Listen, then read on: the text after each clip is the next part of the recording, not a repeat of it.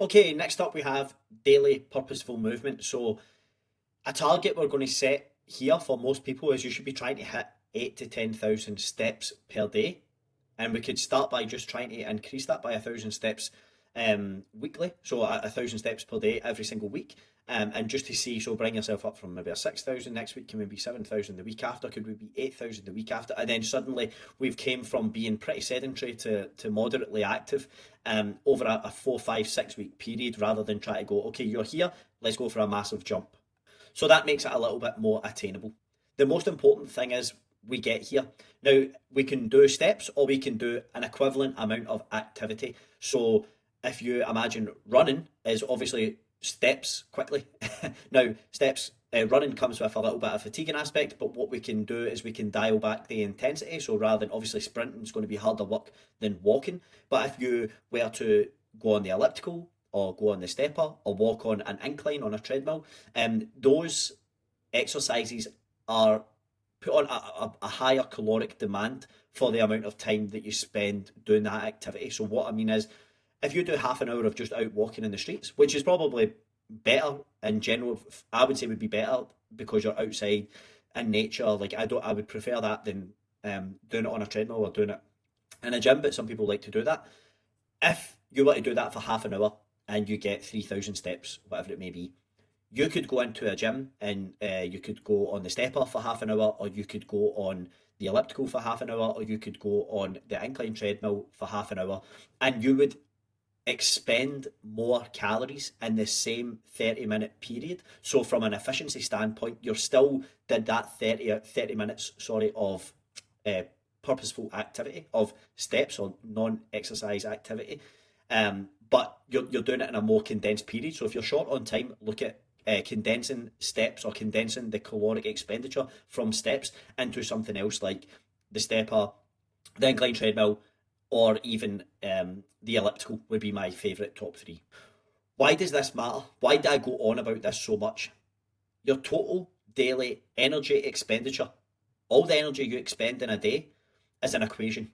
The equation is your basal metabolic rate, which is determined by your physical size, times your activity factor, how much you move throughout a day. Now, if you know how equations work, both of those things have equal importance.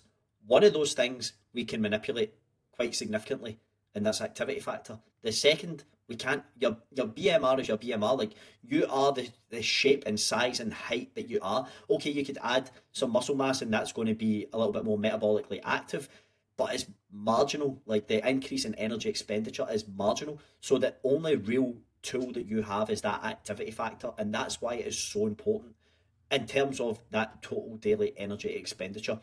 And what that means, in short, is you can eat more food and continue to be in the same deficit. So this could be the difference. So someone who has, say, does 3,000 steps per day, pretty sedentary, okay, and then they have another person who is maybe does 8 to 10,000 steps per day. The difference in these two people, exact same height, exact same weight, exact goals are the exact same. They're trying to drop body fat. They want both people want to be in a 30% deficit, okay, in order to drop a reasonable amount of body fat. The difference in these two people would be that the person who moves more will be in a 30% deficit on maybe 14, 1,500 calories, and the person who is sedentary will be in a 30% deficit and maybe 1,000, 1,100 calories. Now, the deficit is still the same. It's still the same 30% deficit. But what sounds like an easier life? 1,100 calories per day, 1,000 calories per day, or 14 to 1,500 calories per day. It should be pretty clear and obvious why daily purposeful movement is so important. And outside of that as well, people who move more are healthier in every single measurable way than people who aren't. Even if both sets of people are at maintenance calories, one person expends and consumes 2,000 calories per day, the other person expends and consumes 3,000 calories per day. The person who expends 3,000 calories per day is going to be healthier in every single imaginable way possible. So we really have to know that and be have an awareness around that. You know that if health is truly important, not a daily purposeful movement is a non-negotiable, and hence why it's here. How could you do this? A 10-minute walk after each meal, taking work calls if you don't have to be in front of the laptop and you work in an office. take a call and go for a walk. Even if you're going walking in the lobby or whatever it is, like just get a little bit of purposeful movement in. Set an alarm for once an hour that goes off. Get up and walk around for a little bit. Just those little daily or those small micro walks or small bits of micro movement add up and compound over the course of a day. And you can add a walk into your morning or evening routine. At the end of the day, you have to hit that number. Otherwise, be prepared to diet pretty hard in order to get the same rate of progress. And the thing is, when you become a generally active person, the compounding benefits of this, if you just go from a person who moves 3,000 steps per day to, 8 to 10,000 steps per day or an equivalent amount of activity, the compounding benefits of those health markers, that's